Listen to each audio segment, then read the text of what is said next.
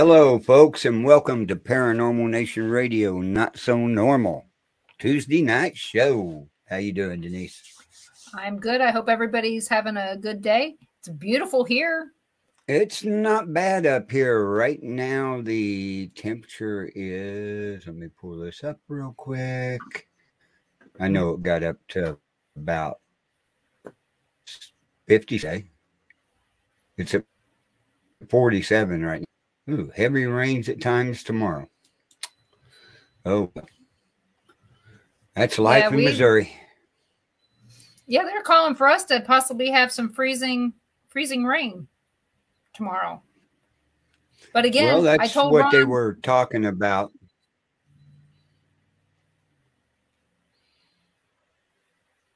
up Somebody there sending you a too. message. Yeah, Yeah, it's our they were one of our talking guests. about it.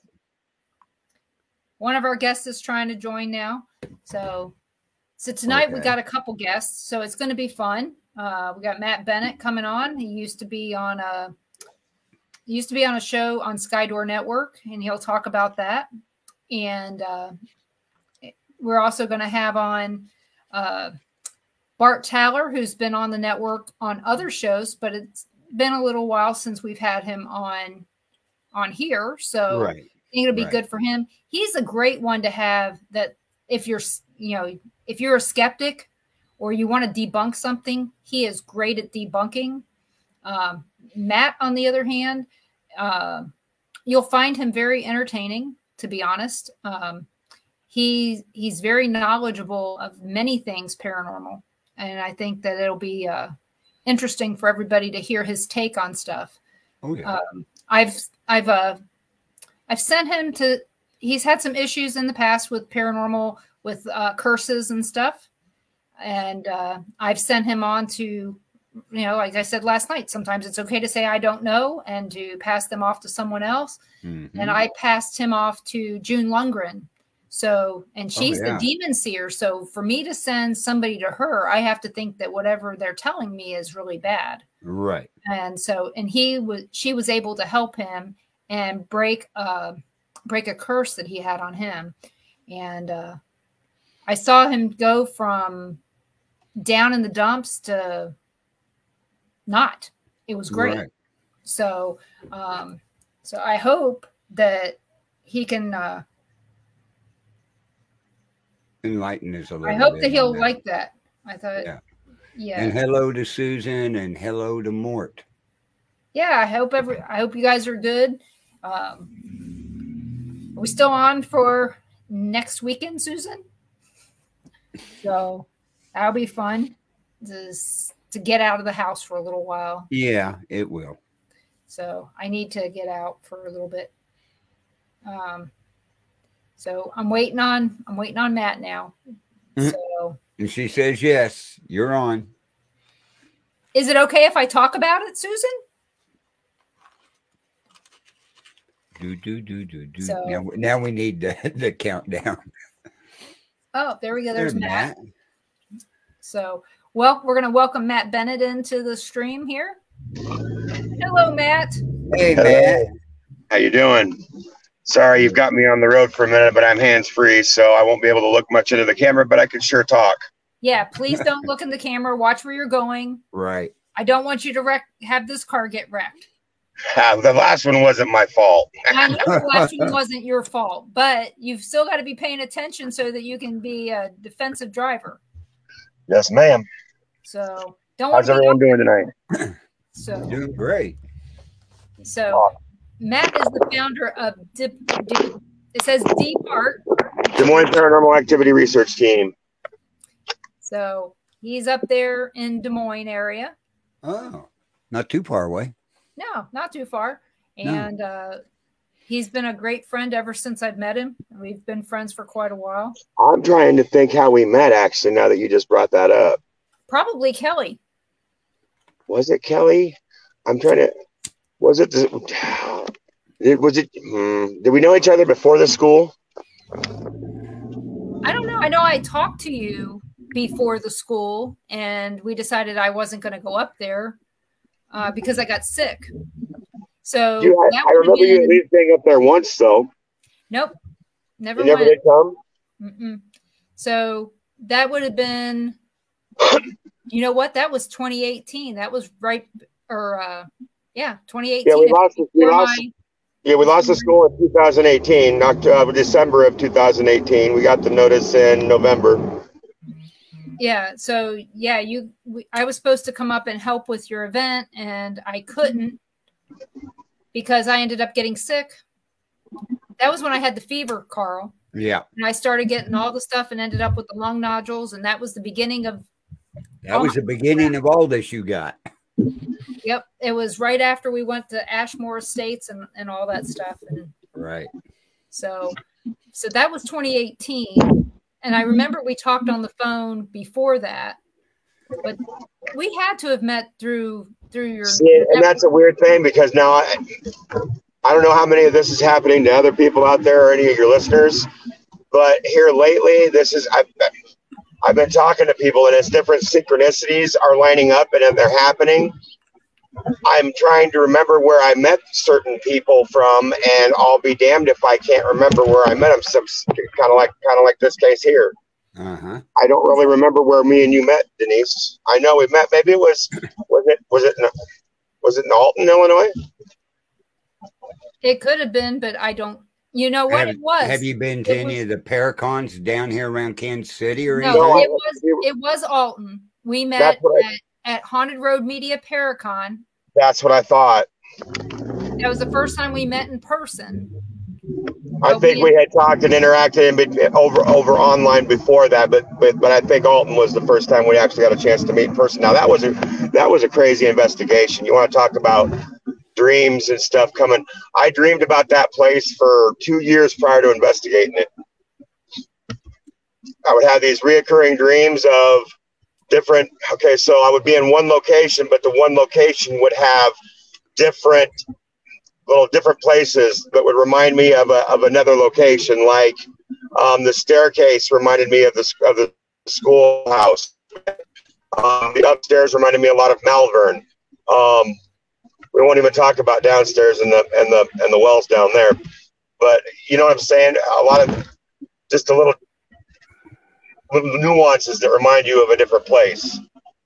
And then when I was there investigating, I saw the staircase there, right there by the shop, as they were getting ready to take out the groups. They were breaking them up right there by that staircase that we led upstairs and went down. That was the staircase that triggered it. I recognized it from the school. I'm like, holy shit, that looks like. I'm sorry, I don't know if I can cuss or not. I'm sorry. That's all right. So that was the moment I realized that that was Alton was the place I had been dreaming about for 2 years prior. And we were in different groups that night, I think. We were. We had 3 different groups that were going on, and like we've talked about this before on different shows about how Ron and Mike, the group we were with, got abandoned by our group. Yeah. And I was not a happy camper. And then to find out that this team is the team that ends up on Ghost Hunters, I'm like, this is bullshit. Just a little bit. Well, because we had Rochelle was our team lead. Brian never showed up, but Rochelle was there telling us, hey, just go investigate. It wouldn't answer any of my questions, wouldn't do any of that. And I'm inquisitive, We had some really cool interaction down in the old springs. You know that down at the very, very, very, very bottom level where that rebar was hanging from the ceiling? Yep. We got that to balance for yes or no questions. Oh wow. And so down there was Coyote Chris. He was leading the investigation part in the cellar by the Guides, rest his soul. I miss him already. We talk about him a lot. Mm-hmm.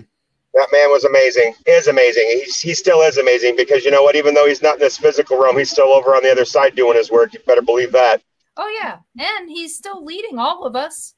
Mm-hmm. I mean, every time we talk about him, we know that it's him jumping into our minds because we need him. I got introduced to him by a man named George Turner. I don't know if you guys know who George is or not. I have a book by George. I love George. I need to talk to him again here soon. I was just thinking about him the other day, actually, because he was such a facilitator of knowledge for me for like 2 years straight. It was crazy. And now to be on the other end of that, helping other people and facilitating the knowledge that I got from him and passing that along, it just kind of had a, what's that full circle moment the other day. And I was thinking about him. And it's just kind of funny now that Coyote Chris's name coming up back up, because that's who introduced me to Chris was George. Yeah. I've known Chris. Basically, I've known him since 2009, and I wouldn't trade any moment I spent with him for anything. You know, truly an amazing man.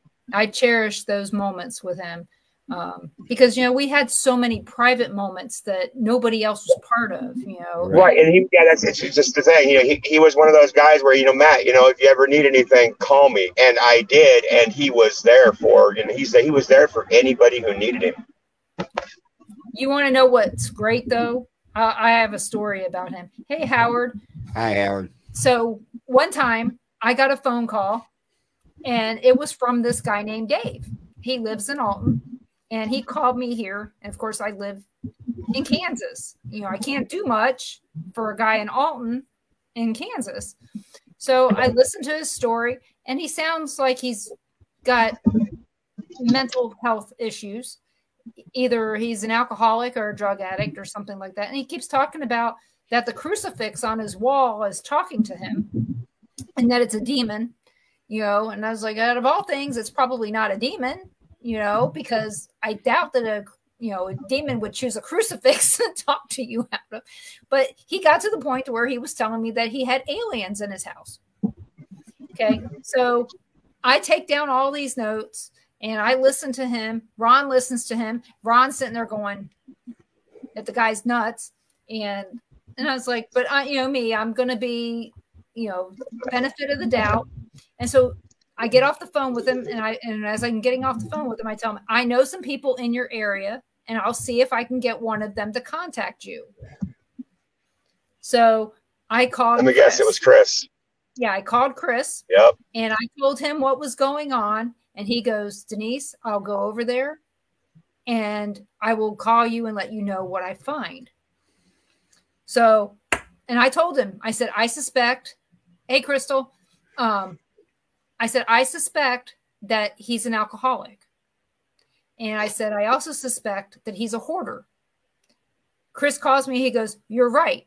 He's an alcoholic and a hoarder." And he goes, "I told him that once he decluttered his house, I would clear it for him. But until he declutters, I can't do anything." He goes, "Because it's not going to."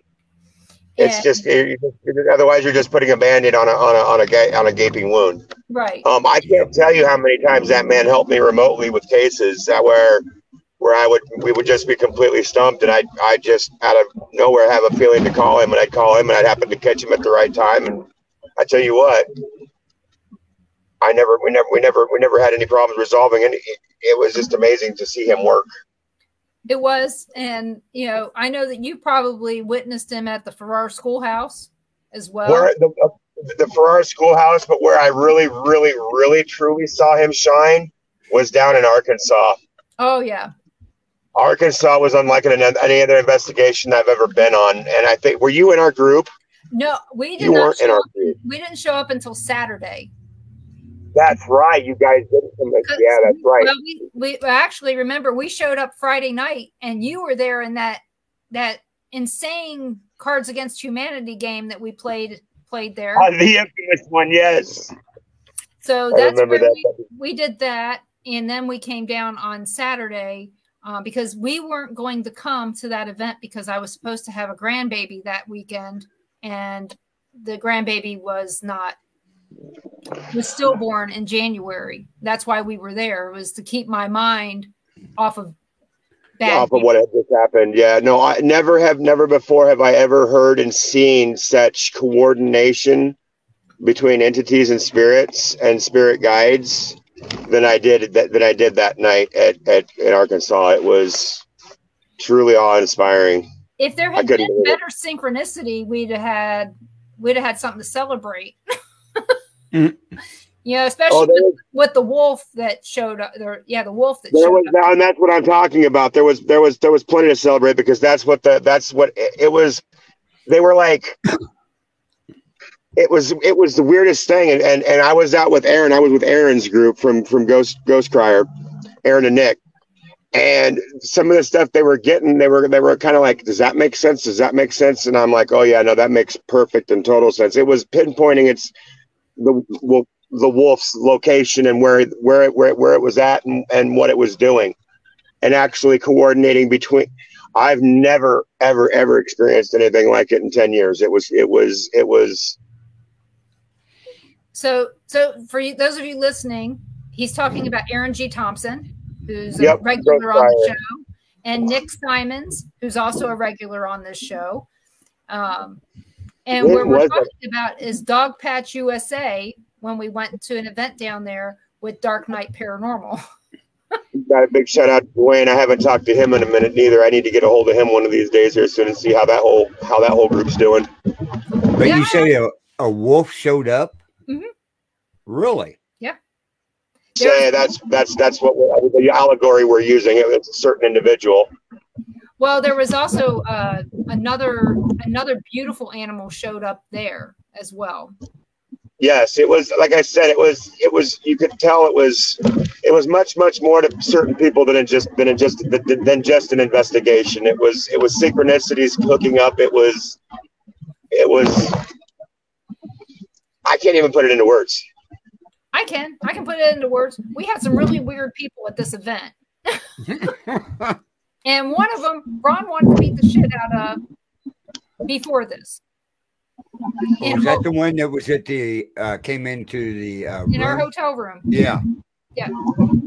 So needless to say, it was interesting, and I was very nice, and everybody will know it. They all know I was very nice and friendly, killed them with kindness, and Ron did not. It was just kind of, and then it was just like I said, the whole, I don't know, just everything that ensued afterwards. I mean, it's crazy to see how synchronicity is working, and nowadays it seems like, okay, so those of you probably know I've had to take in a couple of years hiatus from actually doing any actual investigating. Right. For my show, I've pretty much taken a hiatus from pretty much everything the last couple of years due to health reasons. But it seems like when I took a break from that, and I still help people consult over the phone and stuff, and I've actually done a couple of things here and there for friends and people that need help. But hey, dude, that's my lane. Are you serious right now? Wow, he just pulled right out in front of me, guys. I'm sorry, he just about hit me. It's okay. That's all right. Yeah. Wow. I'm married to Road Rage Ron. So. That wasn't even just rage. That was just please quit being dumb. Anyway, what was I saying? I was saying something. That's okay. You didn't say anything horrible. You was talking about your hiatus. Oh yeah, the hiatus. And ever since I had to take kind of a step back and a break, the synchronicities have been lining up. It's more than that. It's not just with me. It's with everybody, or not everybody, but certain individuals that I know, like close individuals. Their dreams, that people are having the same types of dreams. I'm having people come up, complete strangers, and validating those dreams. It's mind blowing.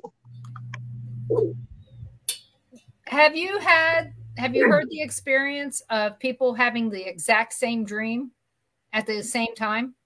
I heard. I'm not sure the term, but I've heard of it happening, and that's kind of what's going on right now. Yeah, Ron did that when he was a kid. Him and his brother had the same dream on the same night, and they were finishing each other's sentences on what had happened in the dream. Oh wow! Did it ever come to fruition, or was it just kind of a? It was just some weird. We'll go with synchronicity at the time that they both had the same dream. Weird. So, and for Ron, that's huge. Yeah.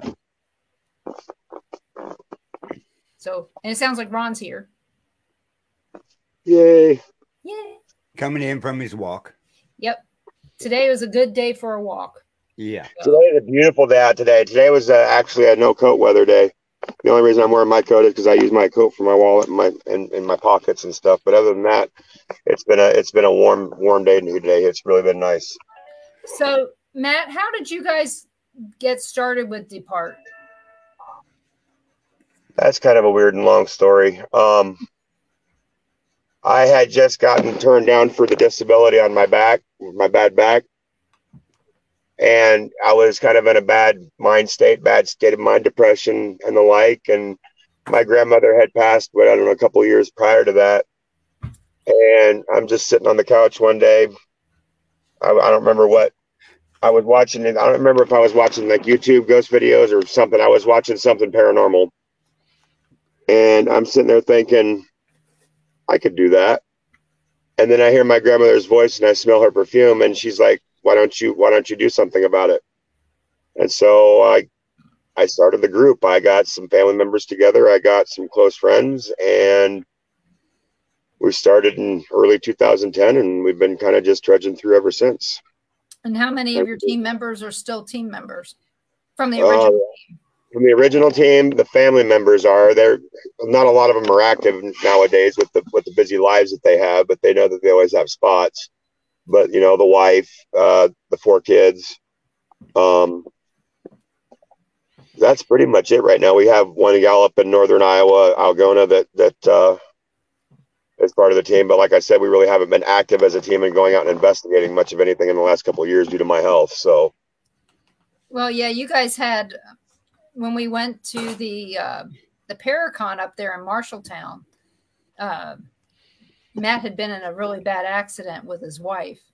And so see, I feel like that was a whole string of synchronicities too. I don't know if I told you this or not, but I actually had, I don't know if you want to call it a vision, a thought of how the whole instance played out about 3 months later in my head, because it actually caught stuff medically wrong with both me and my wife. It was for her, it was her gallbladder. Mm-hmm.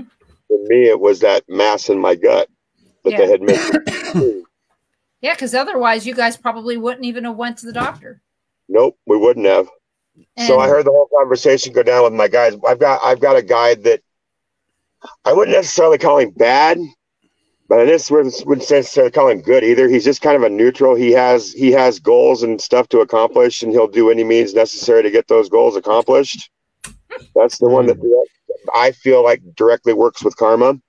Mm-hmm. Okay. And so he's all in the back, be like, you know, because all the guides are together and like, well, we missed this and this. This is something pretty big. You know, we need to get this dealt with. Otherwise, their lives might be in danger.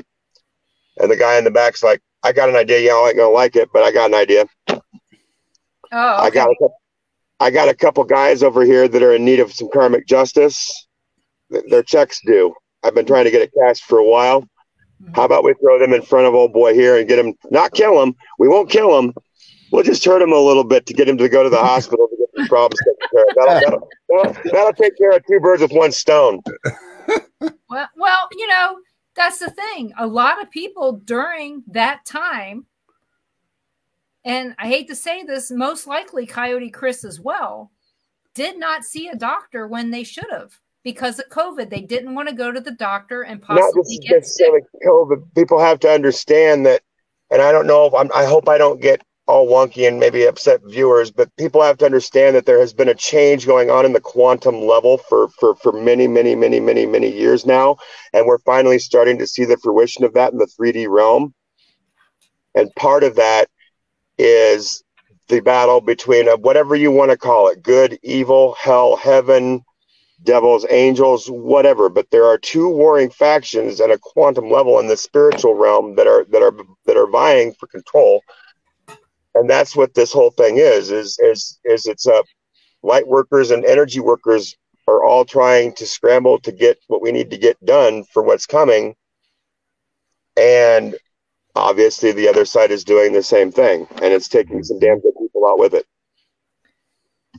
Well, like I said, there are people out there that just didn't go to the doctor during that time. Nope.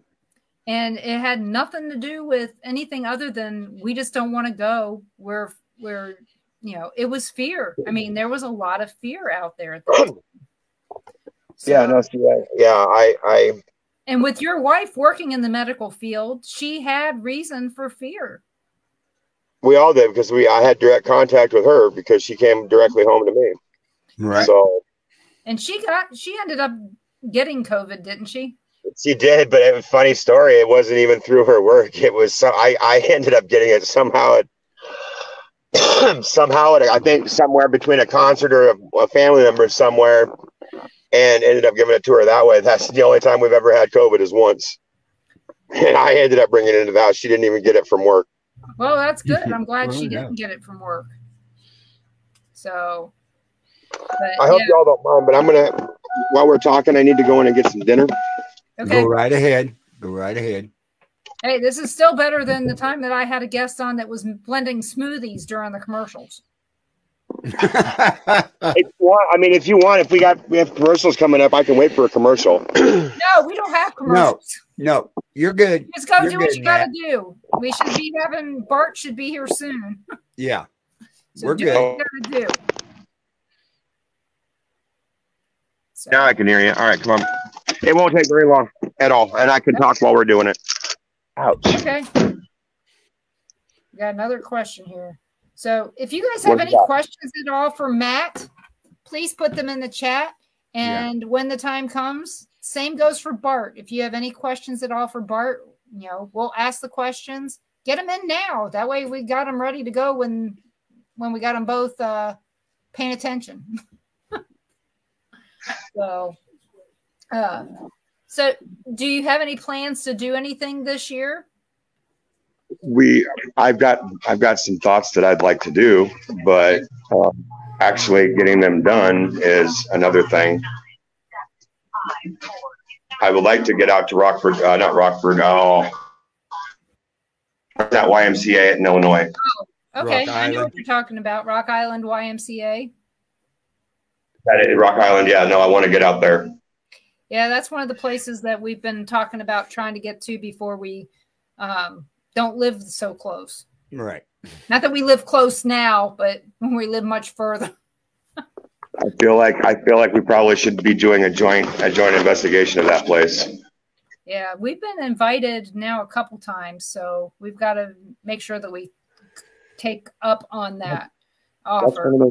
That's one of those things where I feel like I'm kind of being called to.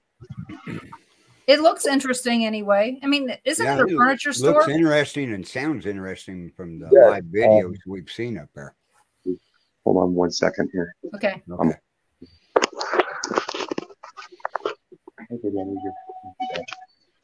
I'll just mute him for a second. Yeah. So Matt, you're muted, so don't worry. We'll bring you back when you're unfrozen. So Matt is a bunch of knowledge all in a big energy ball. And he sometimes talks about things that are way up here. Uh-huh. But he's big on, we got you muted, Matt. Let me unmute you. I'm done for a second until I get back downstairs. Okay. So I had you muted so that we didn't overhear what you were talking about. So, right.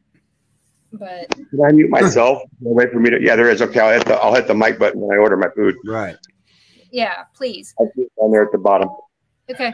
So, but yeah, like I said, he is just a big energy ball of all kinds of stuff, and he'll share with you till you can't take, and which is a good thing.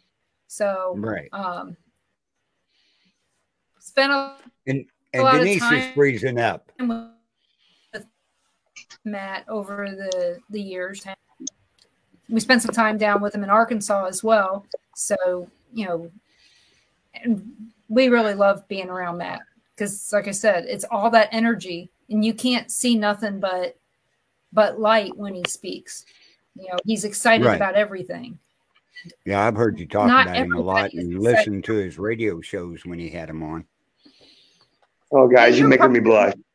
Hey. You probably listened to him when I was on there with him and Kelly as well. Mm-hmm. Right. So there was one night Ron and I were on with Kelly and Mike. Yeah. Oh my God, that was probably the best 2 hours ever. All we could do was laugh. Hello, I need tacos. I don't need any chips. I just yep, 4 or 5. Yeah, let's do 4. There we go. Got him muted now. Yeah. So, yes, I want some tacos too, but no. Yeah, that sounded pretty good, actually. So, I don't know. So, Matt, if you're talking to us, we can't hear you right now. You're muted. But yeah, I miss some of the shows that him and Kelly used to do together. He was the co-host with Kelly. Right. And it was always, again, like I said, it was way up here sometimes. And I always felt like the dumb person in the room when I would be on with them, you know, because I don't talk like that. So, but the way he explains stuff, I can get it. Right. You know, so. Well, it's a small world. You look at all the investigators we know in Iowa and around our certain states connected here to Missouri and Kansas that we get on these shows. It's amazing. It is. And there's such a diverse knowledge base. Mm-hmm. You know, so, you know, like, it's no different than like when we talk to David. Sometimes the ideas that David Glidden has are, you know, way out there, but he can explain them to where we get them. Yeah, he explains them, and then most of them he puts into action. Yeah. And Matt explains stuff in these ways that sometimes, don't take this the wrong way, makes me feel stupid, but I get it. You know, I get it after I think about it a little bit. Right. That's funny that you say that, because I feel kind of dumb sometimes trying to get information out. I fumble over my words all the time. Sometimes I think that we're meant to do that so that we can explain it to ourselves. Right. That's a great thought. I never thought about it that way. Well, the reason I say that is because I had a guy at work that every staff meeting we had, I had to spend an extra half an hour after staff meetings explaining to him what the bosses said, what it meant. And it was nothing other than the fact that they didn't use the word. I always called them Donisms. His name was Don. And they had to be in Don's language for him to understand it. So I could turn around and take whatever they said and put it in language that Don could understand. So sometimes that's what you're doing, is you're taking what you've just said and putting it in a language that somebody else can understand and digest. That's funny you say that, because my wife oftentimes says that she speaks Matt, and well, not just her, it's everybody that hangs around me on a regular basis. They all say they're fluent in Matt. It's the same thing. Yeah. So there you go. So apparently I get you. Are you done? You got yours. Grab your mom's. So we are done. Well, that's good. That means Lynn gets to eat tonight. Not to eat, but we're eating tasty taco salad. See? All right, I'm up on mute again here real fast, and we'll be right down. Okay. So, and I've gotten messages from Bart saying that he'll be here soon. Right. And you've seen that message from Susan that said you could talk about that. So, yeah. So what that is we're going down to Springfield next Sunday to check out a new location that's just recently been opened as an Airbnb. And this place, one of the cops from Live PD,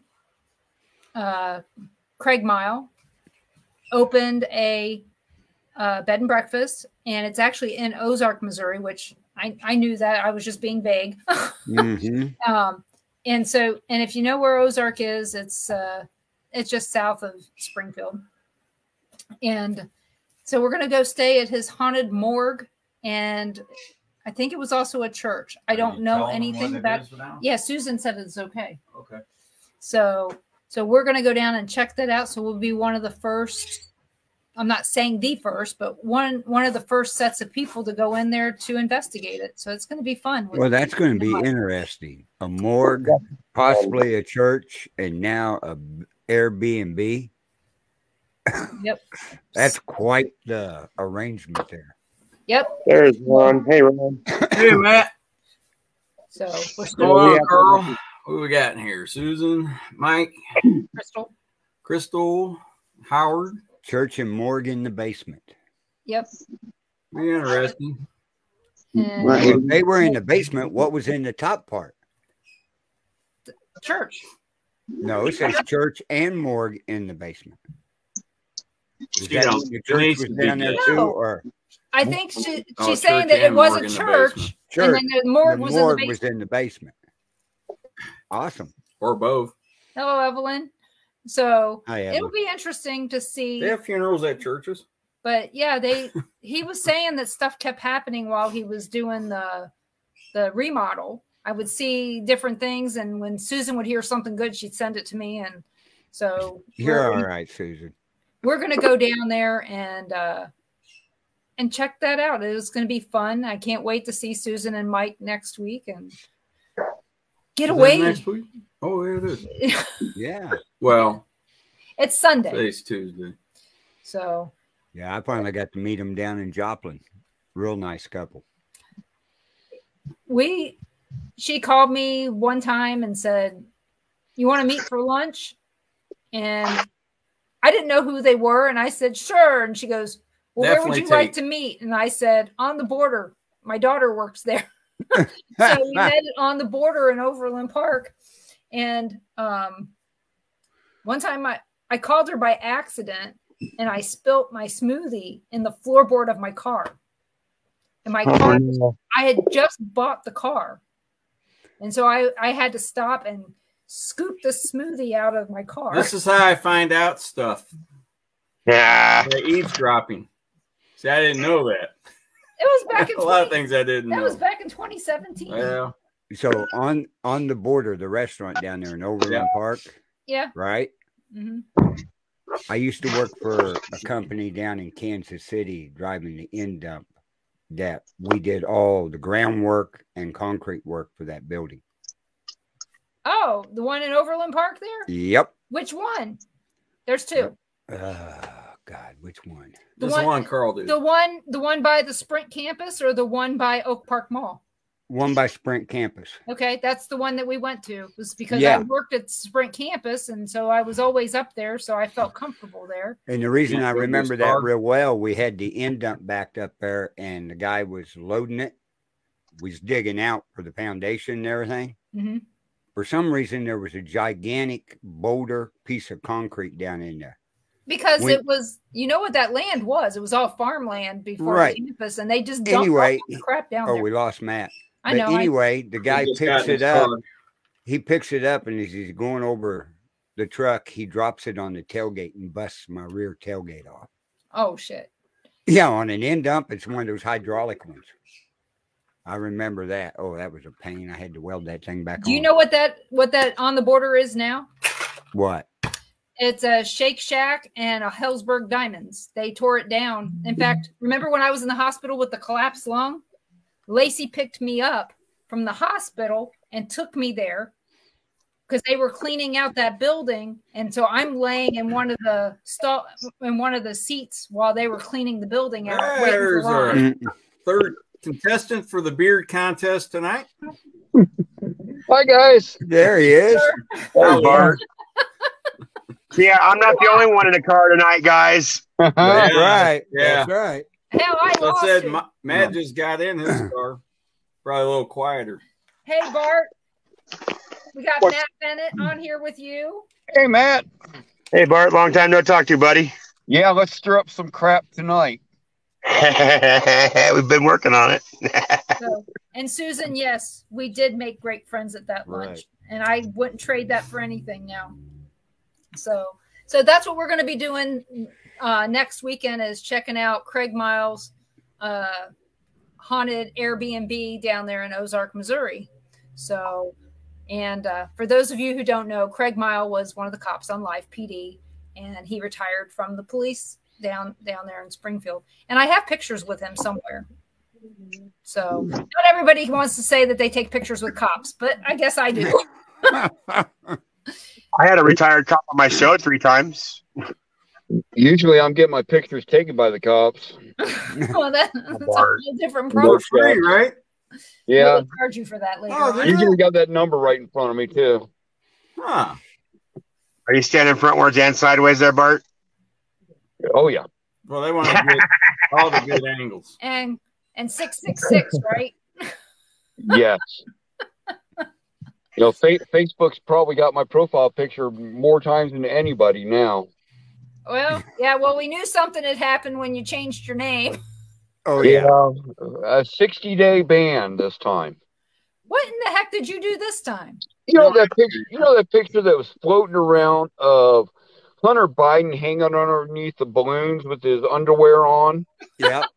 They told me it was sexually explicit material. Okay, so what he did wasn't sexually explicit? Well, I didn't think it was that bad. He didn't show his little pecker or anything like that. So they nailed me. And then somebody else reported it, and so they gave me another 30 days on top of that. And man! So yeah. Are you trying Just for making fun of the old Husk kid? Yeah, and What a shame. so yeah, I had to start the new account, Harry Balzac. You know, Wow. I like it. It can get you for a picture like that, but the Oh, name yeah. like that, but they won't let. they allow it. Yeah. Oh well. This It is what it is.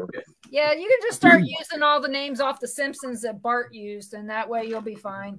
Yeah, Yeah. I can. Well, I have an email server, so I can start as many accounts as I want. So it makes it nice.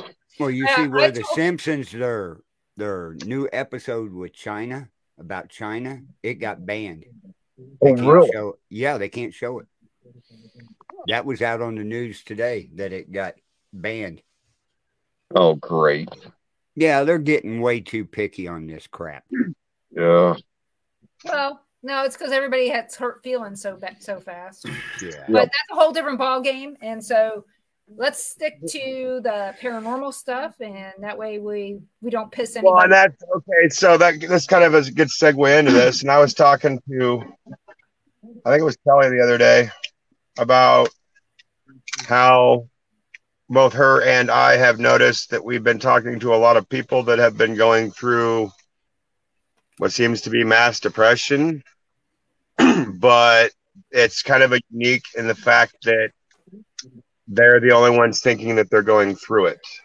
If you were to ask, they're not realizing that it's happening on a global scale, like I was talking about earlier. Yeah, it is happening yeah. on a global scale. Yeah. Yeah, I totally agree with that, Matt. Yeah. No doubt. And I think what's happening right now is, because I've also been talking and taking a lot of calls here lately with people that are getting ready to go through their awakening or going through it or starting it. It's almost like it's a call to arms, almost spiritual arms. Yeah. Mm-hmm. Well, honestly, I think we're in a spiritual fight right now. We were just talking about that before you joined, Bart, and how and how the synchronicities and the reverse synchronicities have been just off of the charts lately. I totally agree. It's been crazy, and I'm seeing it in close friends. I'm seeing it in my neighbors. And everybody's just short tempered here lately. Well, yeah, they walk around drive all pissed off. Okay, well, so I don't know if anybody else as an empath has this issue, but this has been going on now for at least 2 years since about the start of COVID. Yeah. Where I'll wake up, I'll go to bed fine, and I'll wake up, and instantly it's not just a little bit angry, it's not just a little bit irritated or pissed off, it's full on like snapping rage when I wake up. It's almost like I wake up in a pool of this shit. And while I'm sleeping, I can't discharge it because obviously I'm sleeping. Mm-hmm. So I've been the same way. You don't remember anything, any dreams or anything like that, or The dreams I've been having have been along the same lines as T's and Kelly's dreams. We've got at least three people that I know of, if not more, sharing the same exact dreams. right? I've seen that happen. Along with it follows the post-apocalyptic. It happens. Everything goes to hell, and now it's us trying to keep the kids and the next generation safe. So we set up these. That's we call them schools, and it's all about the spiritual warfare at that point. Yeah, see, I've noticed the last 2 years, my dream patterns are almost non-existent. And see, that's crazy because I've got both two people that I know that are really close that are not only sharing the same dreams, but they're on the same dream schedule. When T's dreams picked up, Kelly's did too. Oh, and wow. vice versa. So I haven't. Last night was the first time I had a dream that I could remember. Mm-hmm. I don't more than 2 hours a night of REM sleep. And then the other night, I had a really weird dream. It was the post-apocalyptic shit again. We're going from building to building, sheltering down. You always feel like there's something out there, but you can never see quite what. And then it was the weirdest thing. It was almost like it was in a beam of light. Everything else was dim and grungy. And there was the school, or what looked like our schoolhouse. And I was forced to sit there in my dream and watch it be torn down piece by piece by piece by piece. Mm-hmm. What do you and think watching the paranormal ramifications that occurred afterwards. What do you think that tearing it down piece by piece signified? Just how important of the location that was.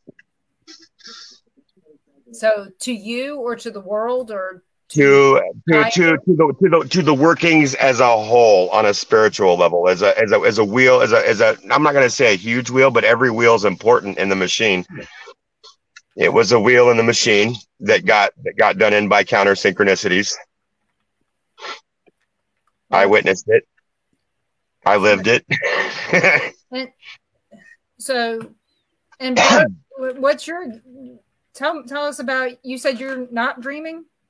Yeah, I'm not dreaming at all, and I would have thought I would after my mom passed away, last July. I thought I would have dreams of her like I did with my father after he passed. Yeah. Within 3 months, I was dreaming of having a conversation with my dad. And I haven't even had that, or haven't even had any dreams of like memories of my mom or things that we did. Maybe I can explain that. Maybe it's because somebody would. And she's with your dad, and that's where she wants to be. Either that, or my theory is that there are certain blocks that are being thrown up on purpose. I feel like that's what's going on in my case with the people that I know. Hey Matt, we've talked about this once, quite a few times.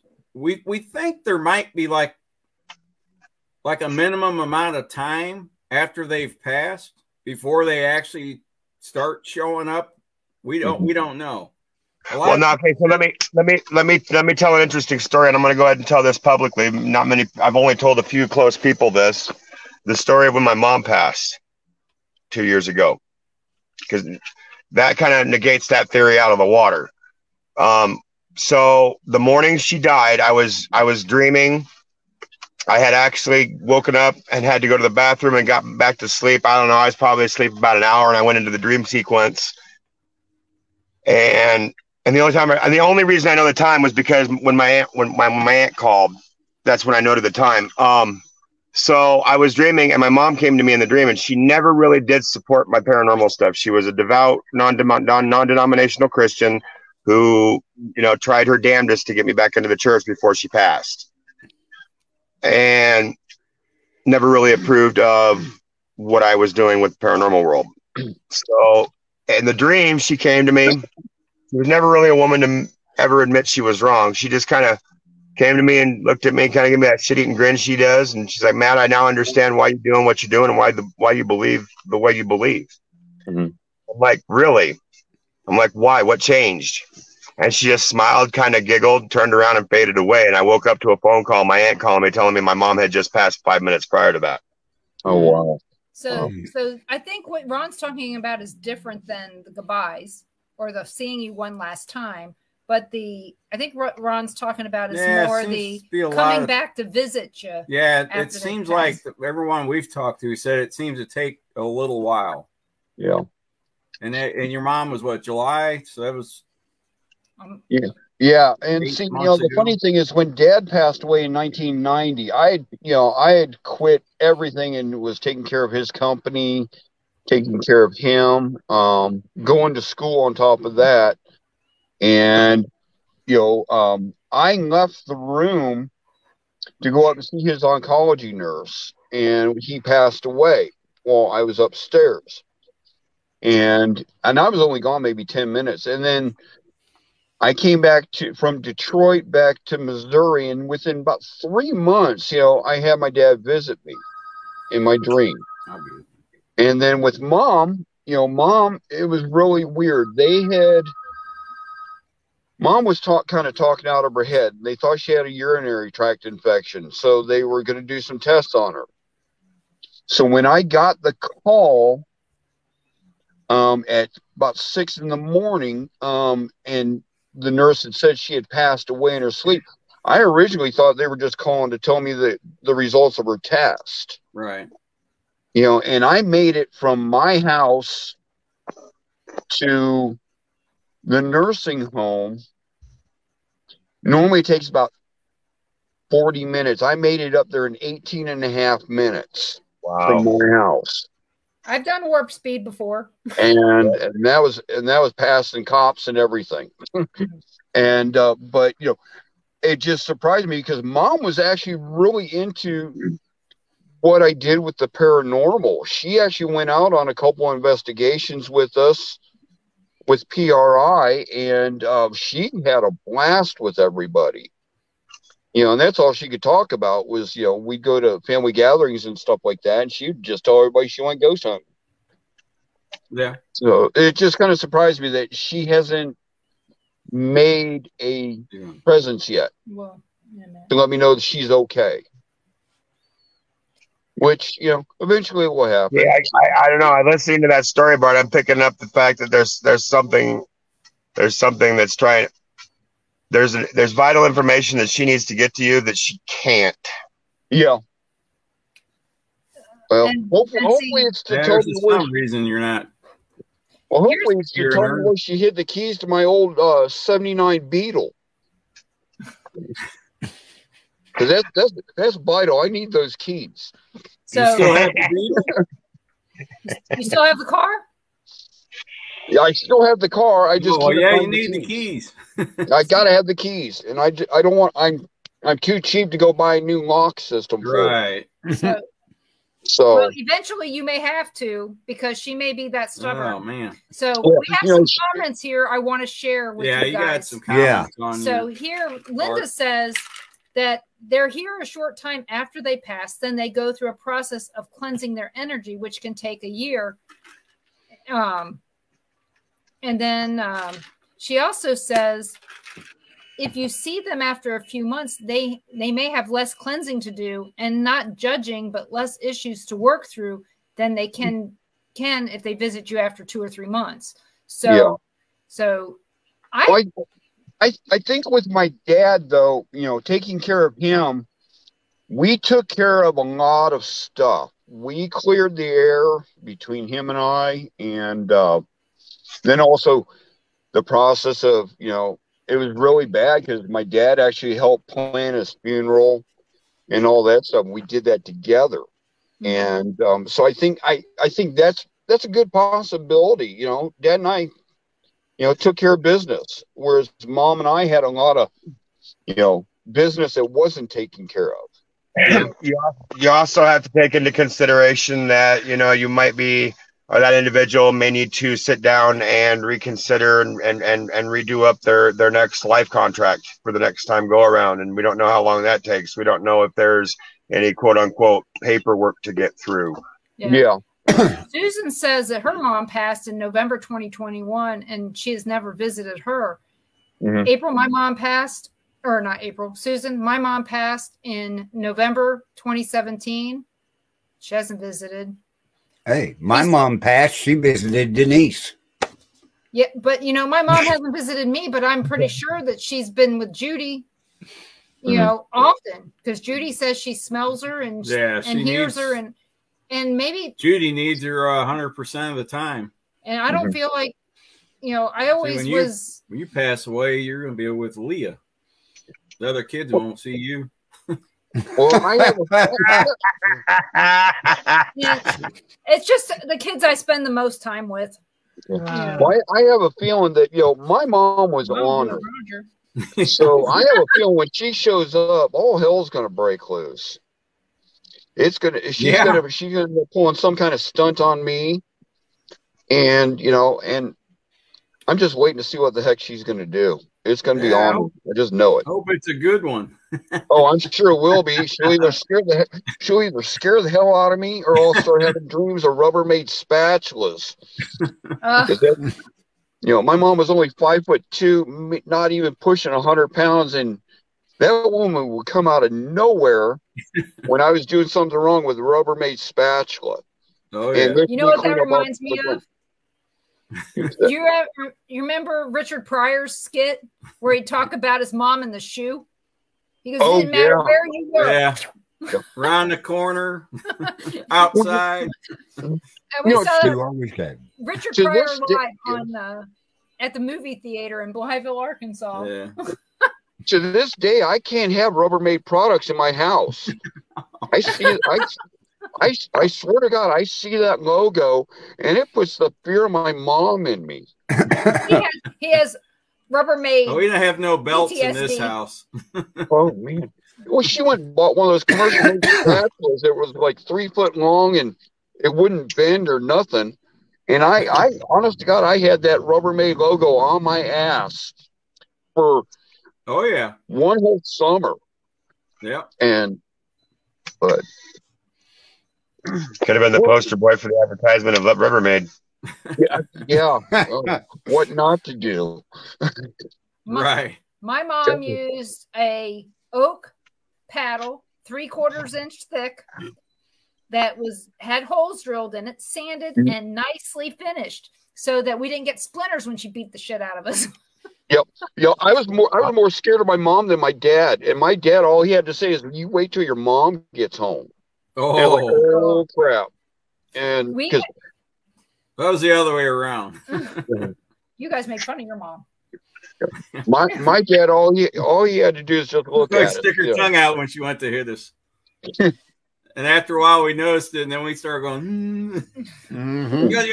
You're gonna get it when your dad gets home. Something that I said last night, just so you guys all know. All my dad had to know is, you pissed your mom off? Oh hell no!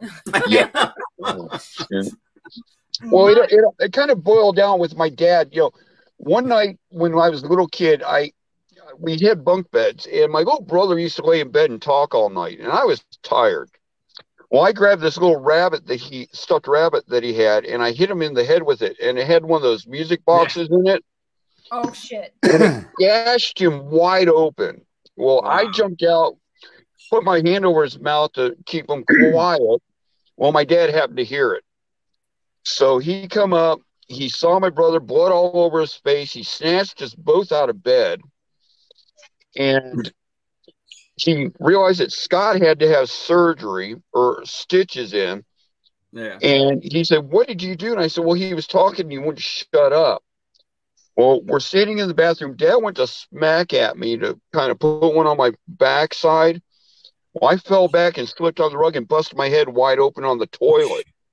Oh, damn. So Dad had to drag us both to the hospital. And explain. And so mom, where Mom worked was right across the street from the hospital. Well, when we went in, the nurse asked me what happened. I said, "Well, my dad smacked at me and made me fall down." Well, the doctor asked what Scott had done. He said, "Well, he hit me," and he was trying to point at me. He pointed at my dad, and next thing we know, the cops are there. Yeah, and they're all freaking out on my dad, and my dad's like, "I got to call my wife." So Mom literally ran out of the restaurant across the street over to the ER to get things sorted out. Man. And then finally the cops realized what was going on, and everything was fine after that. But my dad, after that, he says, "I will let your mom handle everything from now on." And then it was just all hell broke loose with Mom. She went on a holy terror. She just thought she was just queen bee. Unpaid. I'm buying more Rubbermaid, boys. Unpaid abuse. Thank God it wasn't Tupperware. She wouldn't have been able to afford to hit you with it. Right. Oh, that stuff is expensive. Oh yeah, it's even Yeah, worse. but it lasted. Yeah, I still got some of her Tupperware. So, Yeah, Tupperware doesn't hurt as bad as Rubbermaid. So do you guys feel that this statement is true? That you deserved every spanking you ever got, but maybe not to the severity of which it was received? yes. Yeah. Yeah. I know I did. I mean, I was rotten. Some of them I didn't deserve, But you probably deserved it for something. I was gonna say if you didn't deserve it that time, then that's the time that they didn't catch it. That's the time when they didn't catch it. well, you look Yeah, at it kind of made up for it. you're 7 years old or 8 years old. You're in a 68 Buick. Dad's under the hood working on it. And you're left-handed. And he says, turn the ignition on. Well, you reach over with your left hand, you automatically turn it the wrong way. Mm-hmm. Right? And I said, it won't do nothing. He says, turn it harder. Snap. Oh, no. Dummy little me gets out of the car and walks up Dad with a broken key. Don't ever walk up to your dad under a hood with wrenches in his hand with a broken key. Ouch. Yeah. Because the next thing I know, I picked my ass up off the ground when that wrench hit me on top of the head. Yeah. Well, that was he shouldn't have done that. Oh, I know. That's what Papa, because I went in the house. Mom came out and jumped all over him. He's in the driveway. Get this. Front door, back doors on the same side, 15 feet in front of the car. Mom says, go out the back door. Well, how am I going to do that? Dad's outside. I'll go out and talk to him. You go down the pasture to Papa's house. So Mom gets out there yelling at him. I opened the door up and shut that screen door just as quiet as I could and took off running. I get down there to Papa. I got blood down the whole side of my face and everything. He says, what happened? I said, Dad hit me. Puts me in the truck, drives up the driveway, and I'm going, okay, he's taking me up to the doctor uptown, Doc Carter, to get stitches put in. Right? That's my mindset. Oh, hell no. He pulls in the driveway. And I went, oh, he's taking me back to get me killed. Oh, no. God. We got up there, pull up. He looks at me and says, you stay in the truck. Yeah. Dad got a real good lesson that day. Let's work. Oh, man. But yeah, that's the type of childhood I had to grow up in. Being a middle child and being left-handed. Ooh, middle child. Ooh, middle child. Yeah, my dad used to, bail me out of stuff. When I would get in trouble, he would bail me out. But when I stole a beer truck when I was 13, and I drove that sucker right past the house, and honked right by the house. I drove right past the house, and I mean, I honked the horn because my dad was out in the front driveway, and I had 2 cop cars behind me. And I ended up ditching it like 4 blocks over and run from the cops, and they caught me. And my dad refused to bail me out on that one because when I stole the beer truck, I ended up stealing a Schlitz, one of the Schlitz, or no, it was not Schlitz. It was it was a Schlitz truck because he was mad because it wasn't his brand of beer. Right. He used to drink Black Label. He said, man, if you would have stole the Black Label truck, he said, I would have paid your bill to get you out. But ended up, Mom came to get me, and then that was the worst day of my life. My God, she whooped me in the car all the way home. And back then she was driving an old Torino. And I'm sitting in the passenger seat, and she's just reaching over, slugging me. Beating my ass. I was like, Jesus Christ, Mom, just stop. And she's like, you wait till you get home. I was like, yeah, as soon as I get home, I'm taking off running. And that was the wrong thing to do because she caught up to me. That was She can back when catch Mom you, could huh? actually run. So, but yeah, my dad was Man. so disappointed in me stealing the wrong beer truck. God, Man. Did you Mhm. go back and get the right one? no, but you know, my dad was something else. He was a prankster, kind of like me, but I think I just kind of took him and took it to the extreme. So Yeah, Linda, you're right. They could whoop our butts and drive at the same time. I know because I've seen Exactly. it happen. mhm. Yeah, Well, they me and can, Ron, Ron, and Bart's probably Then when old they enough and then to when, remember. your parents pulled the car over, you knew you were really in trouble. Oh yeah. Yeah. oh yeah, So if you remember riding in the cars that were made from 65 on back, Yeah. mhm. especially Chevy and And we Paladin, didn't have a new they car. had It was always metal. an old They had car. metal plates on the back of the seats. Yep. Yeah, Your fun time was sitting up in the back window, and all the kids in the back seat yelling, "Dad, to hit the brake!" Whoever's in the back window flew yep, over the rest of them and hit those metal things and went to the yep, floor. yep, And then you climbed right back up in there and got in the window. Yeah. yep. Or the old It's station amazing wagons that had it's reverse amazing any seat. of us made it out alive of childhood. Yep. Oh, it is. I know. It's amazing. Yeah. Or the I mean, old station wagons that had the reverse seat looking out the back window. yeah. Yep. Yes, my aunt had one of those. Oh my God, those were fun trips. Rode bikes 25, 30 miles a day without a helmet. Yeah. Crashed all the time. All Yep. over the place. Oh yeah. Yep. Maybe that explains our brain damage. Creeks. Yeah. Yeah. Back then, that was back when we used to go mess with the security guard over at the old Eloise sanitarium up there in Detroit. Oh yeah. And that was when they actually had more buildings up there. And old what's his name? Todd Bonner, I think his name is. That was running the tours up there. And I told him, I said, "Have you found the tunnels up there?" He's like, "Well, there's no tunnels." I was like, "Oh no, there's tunnels up in that place." And they ended up finding them. And they'd closed a bunch of them off, but they were still able to get down a few of them. Huh. Oh, I know. Things were so much different back in those days Yeah. that these kids nowadays would have no idea.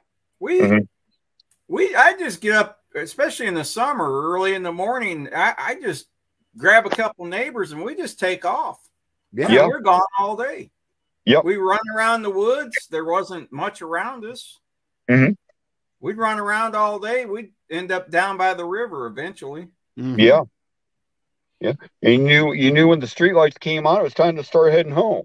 Well, yeah, but there were some nights we were having too much fun and we weighed the option. Well, keep having fun or get our butts whooped. So there were some nights we just said, well, the fun outweighed it. Yeah. It did. Yep. It did. It was like, okay, we're because I hear my dad honking the horn.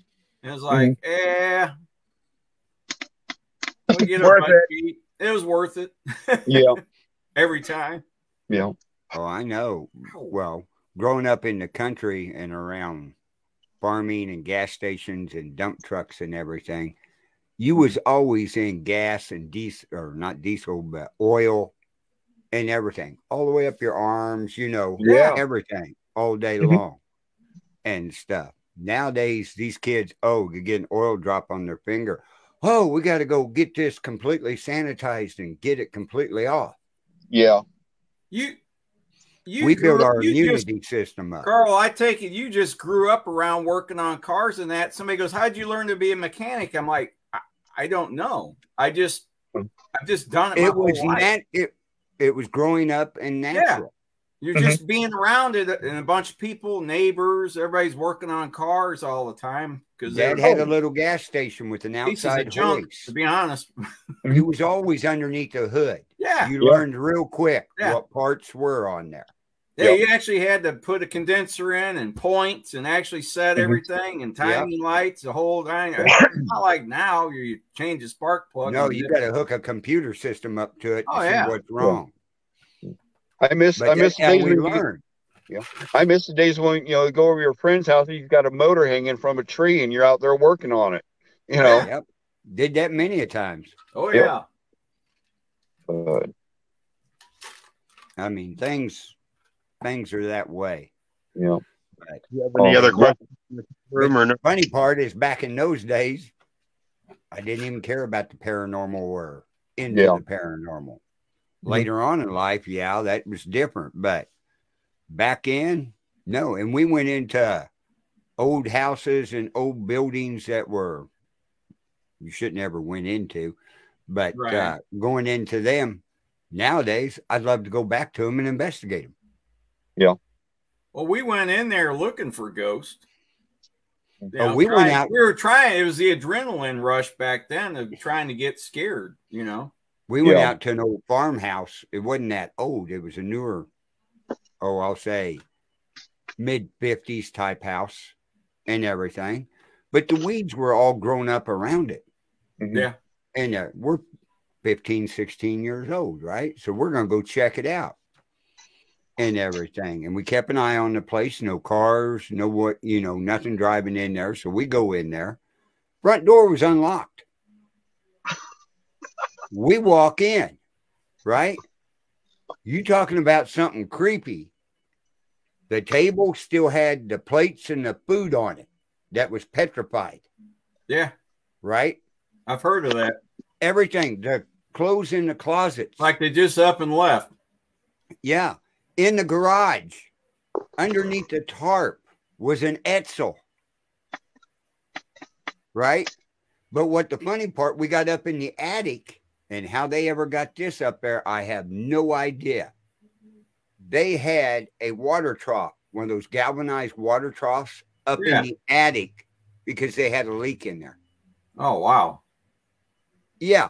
And we're looking at this little hole and went, there ain't no way in hell they got that up there. They had to build around it. Yeah. I don't know if they had it up there collecting water or what. It could have been. But all this here, then you go in the closet. This was the cool thing. The suits, the guys' suits that were in there, right? They were the old pinstripe with the wide lapels where you had the big hat like in the 30s and 40s. Yeah. This is what was in that closet. Huh. But the rest of the house, it looked like they just evaporated off the face of the earth. Wow. Yeah, that was one of the weirdest things I can remember seeing as a teenager. You remember where the house is? I know exactly where it's at. Is it still there or what's left of it? It should still be there. Probably not much left. I haven't been down that gravel road for a while. It's just right north of Kingston. About 2 miles. Yeah. Yeah, Gary could probably tell you who owned it. So, but yeah, stuff like that, the old schoolhouse there in Kingston and everything, all them old buildings. There, been in each and every one of them through the years, even when they were a business. One I wish we could get into, but it's ready to collapse, is the old funeral home. Oh, man, that'd be fun. There at Kingston. Yeah. But Ron's been in our courthouse up there where we investigated. Oh, yeah. And stuff that was built in 1898. Yeah. Too bad we can't get in there anymore. No, we can't get in there anymore. A lady it's still an operational courthouse. Right. A lady was walking down the stairs and tripped and fell and broke her leg and arm. Oh. So then the commissioners put a halt to our paranormal investigations in there. They didn't want nobody else getting hurt because they was getting sued by that lady. Oh, man. So, but it for the whole bunch. Yeah. It did. We had Ron and Denise been up there a couple of times, and I mean, there's some activity in there. And all the people in the courthouse will tell you there's activity in there. This hospital whistling and singing. This hospital I'm at here now, I don't know if y'all can see or not. I'll flip it around so y'all can see. Uh-huh. This hospital I'm at here is the county hospital here in town for Des Moines. It's Right. Broadlawns, and it used to be an old children's tuberculosis hospital. I know exactly Ooh. which one you're talking about. Do you? Yes, I actually lived in West Des Moines for about 2 years. That's when I had my accident in '96, and they had me over at Blank Children's Hospital.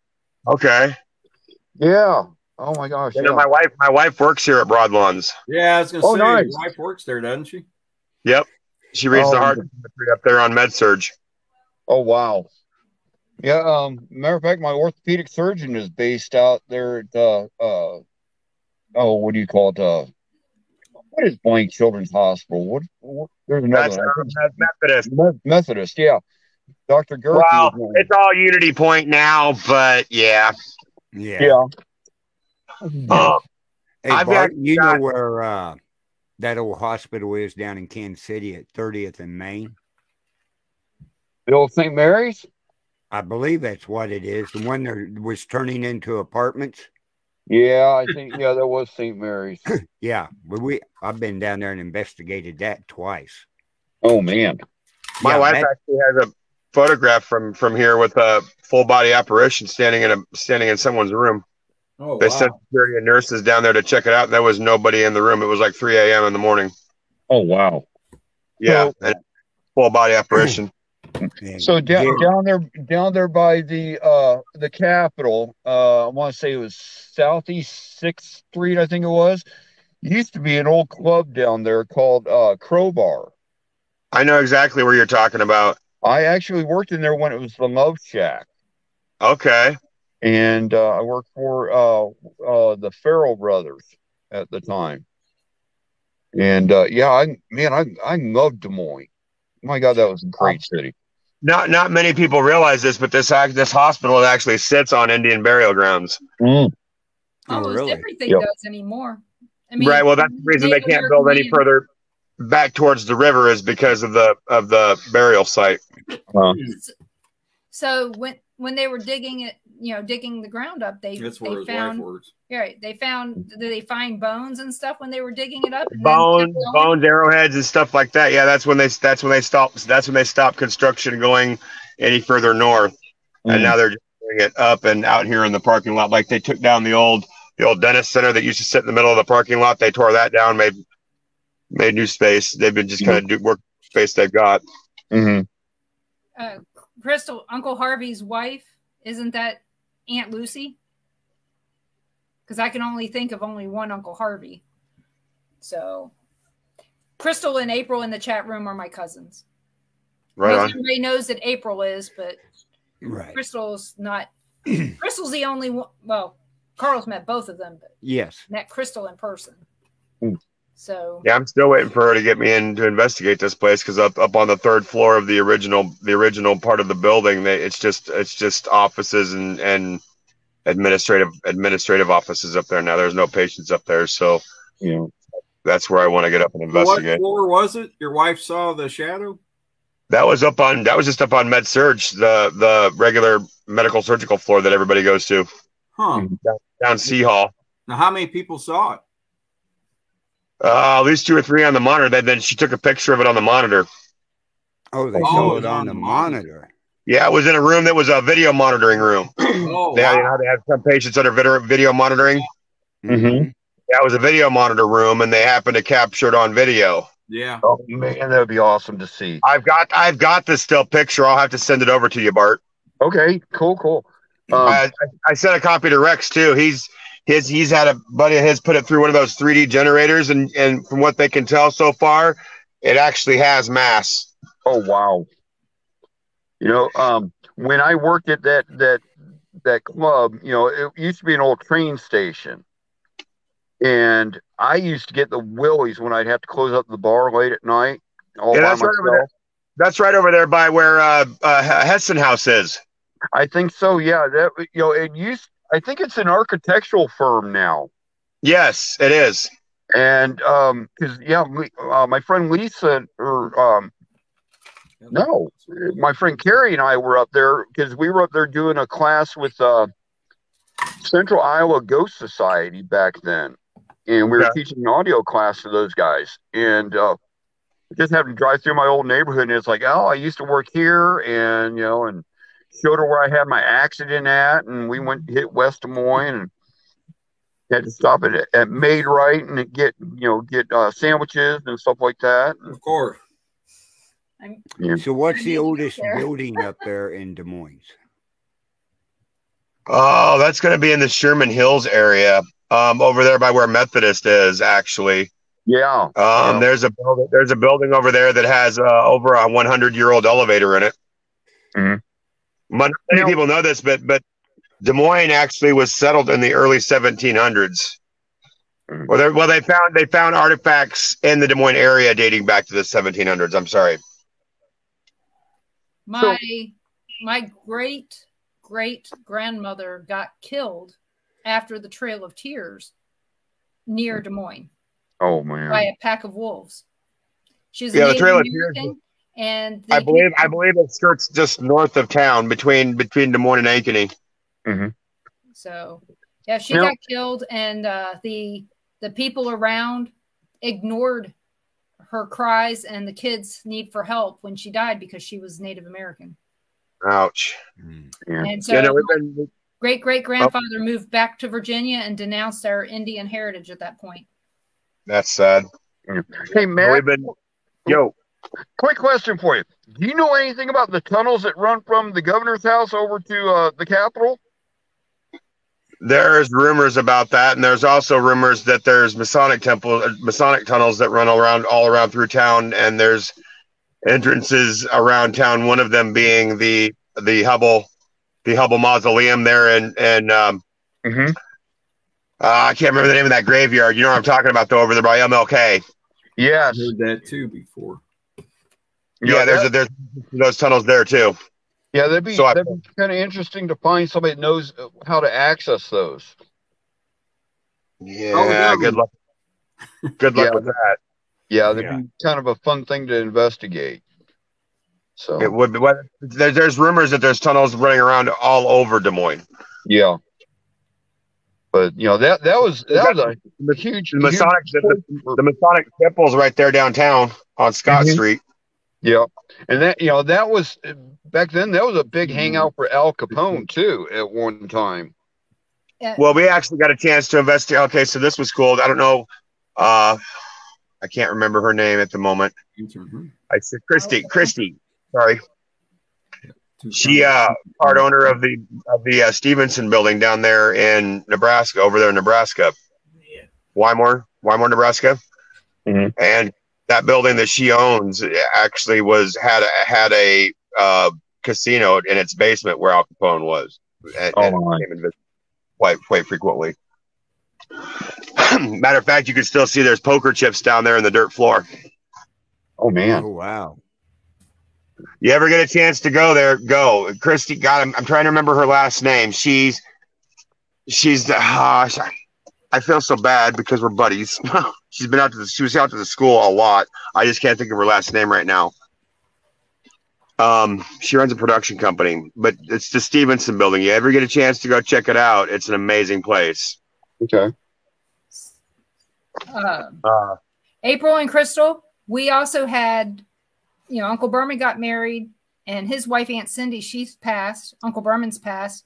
So when you're thinking about this stuff and you're saying aunts, technically Aunt Cindy is your aunt. My mom is your aunt. So you just don't know if it's those that are related to you on our side that might be bothering you. If my mom's bothering you, better tell me, because I'm gonna come up there and get pissed at her for not coming to see me. So well, I'm gonna go try and pop in the house here real quick. So if I lose you, I'll jump back on. Okay. It'd be nice to see you instead of the spirit of you. Yeah, there we go. Shadow. Now, Matt, you've been up there to the Farrar School several times, right? Many, many times. I love that place. What kind of history is up there? I don't know if it's all about so much the history of that place. There's something about schools in general. I don't know if it's all the energy. See, me and my team have been, we've I don't know, you can ask Denise. We've had a lot of interactions with schools, a lot. I mean, from everything from running one to for a year to investigating. We're the only team in Iowa to ever investigate the Lorimore schoolhouse that got turned into apartments down there outside of Winterset, Iowa. Oh yeah. I don't know what it is. I think especially with the schoolhouses here in Iowa anyway, when they were consolidating from the one-room schoolhouses into the major metropolitan areas, they built these what I call consolidation schools. And they all look alike. They're all 3 stories. They're all big and they're all square, like Farrar, like Manila was. They all look the same. They're all built around the early 1900s. Right. And they were all back in that day. You had, your grade school through 9th before you went to high school. So you had all of the energies of them becoming the people who they're going to become. Then you've got prepubescent, then you've got pubescent. All that energy has to imprint somewhere and do something because energy can't be destroyed. That's why we particularly think that schools are active, because of all the energy that all those kids are putting off on a daily basis. Exactly. Half of the year. And do you also think that, okay, those kids that grew up and passed away, they had good times at that school, they come back because of their experiences in that school with friendships and friends? They might. It also, I know our school in particular, it was just a spiritual highway. It had a vortex going through it for whatever reason. And because of that, there was one night we had shadow figures. We had just about any kind of entity you could think of and name doing a roll call one night. We were asking who all was here, our shadow figures here. Yes, yada, yada, yada. We went just right down the list and everybody responded with a fucking yes. Wow. It was that, and that we've had really cool interactions. So Short Bus Paranormal, big shout out to Sue and see, I'm having name farts with people's names. Nick and Sue, thank you. Yes, and they were doing. Last night I had on Chuck Banks. Nice. I just talked to him the other day. So they were doing an investigation of the Klondike Hotel, which is just down the road from the schoolhouse there in Manila, Iowa. Mm-hmm. And we wanted to see if we stuff. So, man, I'm sorry, guys. It's okay. Nick was like, well, why don't we come up with a word and see if we can get it to be said at both locations. So we come up with the word zucchini. It's a 3-syllable word, not one that would normally come over ITC. Very deliberate, yada, yada, yada. So I'm like, okay, cool. We'll do that. I go back up to the school. I start my ITC session. Not more than 5 minutes into it, guys. Zucchini comes clear as day through it. Each individual's just deliberate as hell. So I call Nick. I'm like, dude, you're not going to believe this shit, but this just happened. And in the middle of the phone call, we got disconnected. Well, in the time it took for me to get him back on the line, he's calling me. He's like, dude, you're never going to believe this, but we just got zucchini. I'm like, really? I was just calling to tell you the same fucking thing. So we're like, okay, that's kind of cool. So then we're like, let's take this one step further and see if we can get somebody to get touched. And so we came up with the plan of them deciding who to ask down there out of complete earshot of us. We had no idea. I left. There was no way I could have known who they asked to touch. I would say about an hour and a half later, we were getting ready to go to bed. We didn't, nothing was happening. So we were gonna crash out for the night. And all of a sudden, Paul gets lightly touched right between his shoulder blades on his back. And so the next morning, I noted it down and we all went to bed.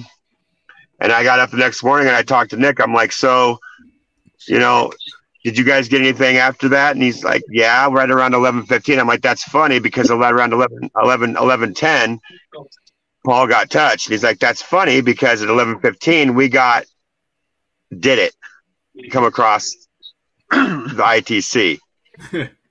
So it went up, did it, and then came back and told them it did so. Mm-hmm. We need to do that sometime. The interactions between those two, well, you really can't do it now because the school's gone, but I suppose you could do that with any location. two different locations. Yeah. Yeah, that's what I'm saying. Like sometimes It would be interesting to see how far of a distance you could get that if you could get it like across the country. that would be interesting. I think Ghost Adventures did try something like that once with Bobby Mackey's in another location. Bobby Yeah, Mackey's and California, with the Weird House, Winchester House. yeah, that was That's it. Yep. Yeah. and So they yeah, no, it's a had- very real thing. I mean, if you stop and think about it, there is really no time doesn't exist for spirit like it does for us. Time is a three-dimensional concept. No, they can go zip, zip, zip Yeah. just as fast as they want Yeah. to. I think people would honestly be alarmed to know how much spirit is around them on a daily basis, every minute of every day. I don't think that people could handle that if they knew. I don't think they could either. It's one of those things where it's like the Men in Black said, what they don't know won't hurt them. Yeah. Or Right. or as they say in the other movie, they can't handle the truth. Which was spontaneous, by the way. But Well, you just stop and think if you had 50% of the Americans in the continental 48 states, right, that believed in ghosts and seen them on a daily basis, they couldn't handle it. we wouldn't get anything done No. because we'd be too busy checking out everything that's going on. But it seems like more and more and more and more people are having experiences. I don't know, but What You know, about you? I wonder with the people that are having more experiences and stuff like that, or people that are, just starting to have experiences, happens to be, correlates with what's going on in the world today. I think so. And we were just talking about that earlier in the show, Bart. The fact that, it seems like a lot of people, a lot of the calls that I seem to be getting for consults are people saying, well, this and this and this and this is happening and it's never happened before. What's going on, and it's almost like I was telling Denise earlier that, it's almost like with all the reverse synchronicities that are going on, it's almost like the energy workers are being that switch is being flipped on a global scale. Yeah, I wonder, what's your thoughts? Do you think it might be the negative energy that's coming out today, or that's making that happen? I think it's a very orchestrated balance between the two. There's reverse synchronicities going on. There's at the same time as the synchronicities. It's a big fucking chess game. One side moves and the other has to react. Yeah, and I think that's the phase we're in right now. Is the other side reacting to what us as energy workers are trying to do to better the universe? Okay. If that makes any kind of sense. It does. It kind of falls in the way of you look at how many people in the last 2 years are more depressed than there's ever been before. See that kind of evil knows when you're depressed, they got more control to get into you. It almost seems like COVID was a multifaceted tool to be used by the reverse side in this 3D construct world. It was, stop and think about it. And it could even be, if you really want to think, because I've spent a lot of time thinking about this, it almost seems like a karmic thing, almost like I would almost say we're in the middle of a worldwide learning curve as a human species. And it's almost like the parent giving the kid too much rope to hang themselves when they know the kid is fibbing. We've done past that point. We've done past the point of fessing up now. Now we've got to pay the piper, and now we've got to be able to line all of our ducks up in a row so we can handle what's coming, because that easy road was about 10 miles back.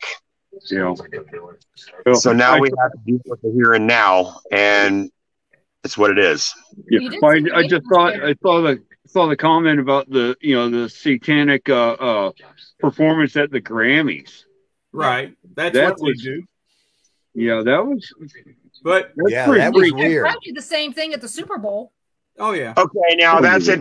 Now that's funny that you bring that up, Bart, because I was just talking to T the other day, one of the gals that's been dream sharing that I know, and she had a gal at work the other day talking to her about the difference between devil worshiping and what was it? No, supernatural and paranormal, and there is a big difference, and that led into then Satanism and Luciferianism, and how evil and demonic it is. Yeah. Well, let's just stop and take a look at this for a second. People that have done their homework and have actually researched Luciferianism and Satanism realize that it's not a demonic thing. It's their take is that Satan stood up to God because he felt God was inflicting the curse of free will upon man. As one of the original jinns, he knew what it was to have free will, didn't believe that it should be thrust upon man like it was, and so he stood up against God. And so, according to Luciferians, devil's the savior. He tried to save humans against being inflicted upon. It's all how you view things. It's a matter of perception. And just because something is personified as something doesn't make it as such. Yeah. Okay. Not that I'm not saying I'm a Luciferian. I'm just saying I've known several people who have been, and I've had extensive talks and have done some research into their beliefs structures. And it's not as demonic and evil as people seem to think it is. Well, I'm going to tell you one thing. I want free will. I want to make my own decisions. I don't want my decisions made for me by anybody. And I get that, but at the same time, you have to that it's free will. Even if I just believe that it's free will and I'm making my own decisions, I want it that way. I don't want to believe that somebody else has got power over that. How do you? This is a question that I've struggled with for many years. How do you then determine what ratio or how does free will then intertwine and work with fate? Because we know there's both. We obviously have free will, but we obviously know that some things are just meant to be and work out the way they're supposed to work out. So those two kind of contradict each other. How do they work together? Even with faith, you still have your own decisions to make in the process. You do, and I was later shown through a dream that all it is it just the free will and choices we have. Think of it like an infinite train yard. That's what I was shown. And with this train yard, you've got these little switches every foot or so. Those switches are your decision and free will. They decide what eventuality you happen to be on at any given moment.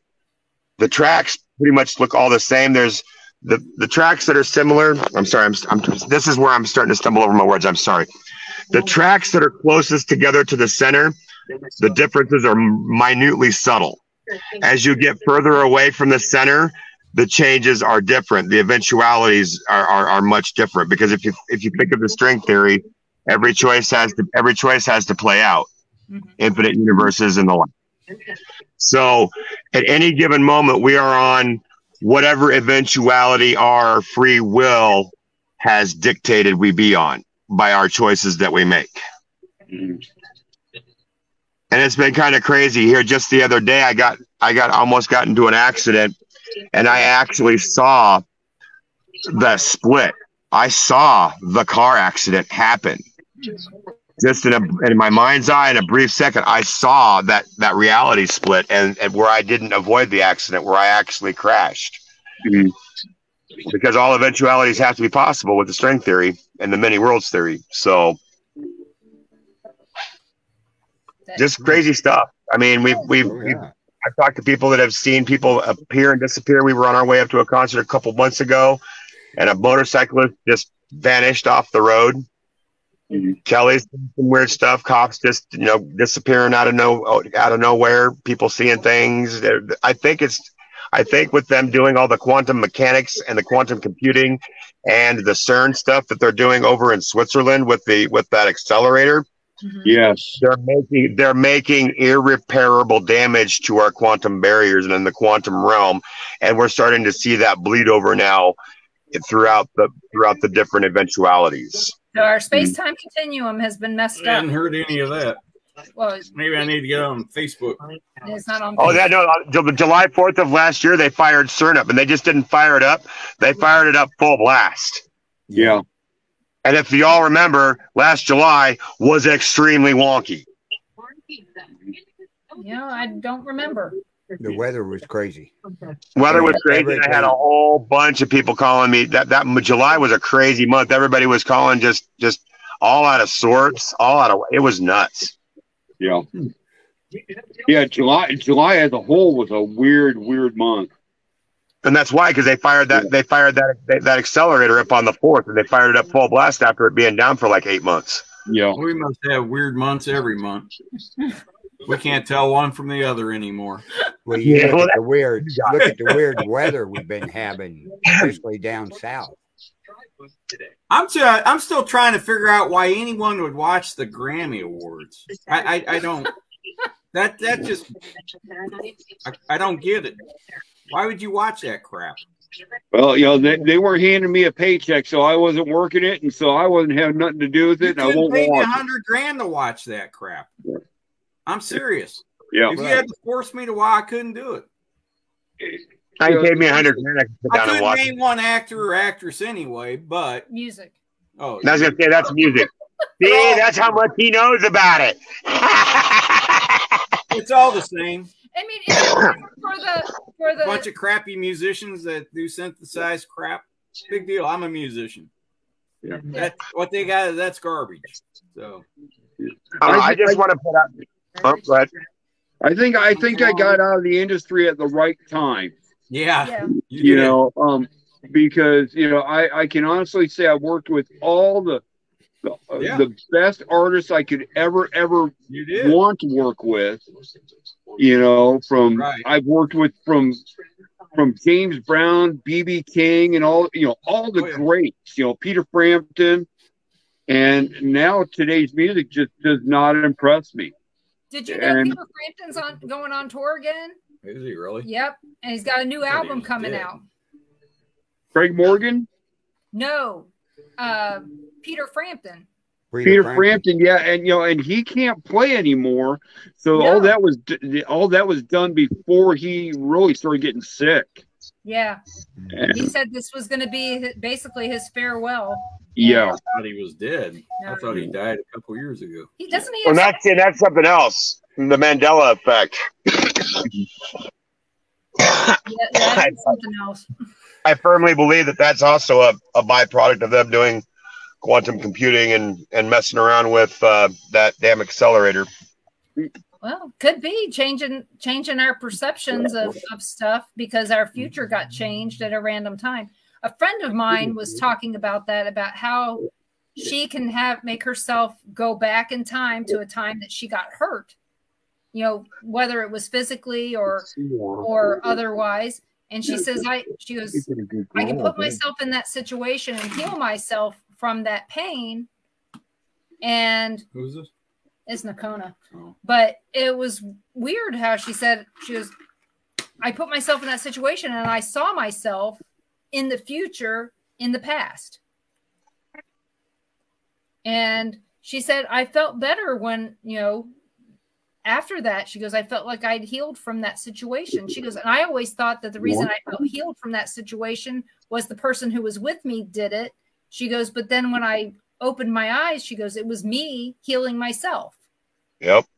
And I'm going to have her on after I get a little time to research. I mean, some of the things that she said blew me away because I never thought of it that way. We were getting, I mean, the school was crazy with the energies. I mean, we would get responses from people who were still alive. They tore that school down, didn't they? They did. Yeah, I thought they did. About 3 years ago. Yeah, no, Carl, I saw your reaction there. You get responses from people that's still alive over ITC? Still alive. Yes. Now, how would that play in? I don't know. Are they doing it telepathically or what? It was somebody that went to school there that's still alive.